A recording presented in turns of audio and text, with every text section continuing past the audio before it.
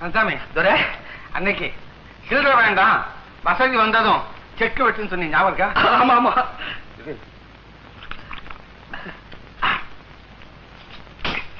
மோகனா ஒரு 500 ரூபாய்க்கு செக் வெட்டு. 500 ரூபாயா துரை? என்ன போதாதா? ஐயோ போதும் துரை, அதுக்கு மேல தாழ மாட்டேன். அதுக்கப்புறம் எனக்கு தூக்கமும் வராது, நிம்மதியும் இருக்காது.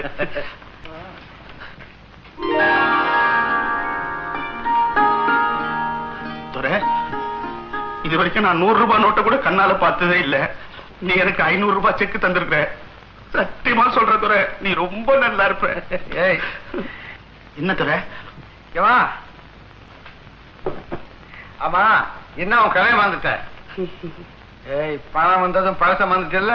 வாழ்வு வந்ததும் கண்ணை மறைச்சிடும்னு சொல்லுவாங்களே, அந்த மாதிரி 500 ரூபாய் செக்குக்கு என் கண்ணு மறைஞ்சு போச்சு பாத்தியா துரை? துரை நீ படா கில்லாடி. 5 அடுக்கு மாடிக்கு வந்தோம், பைசா மறக்காம அப்படியே ஸ்டடியா இருக்கு.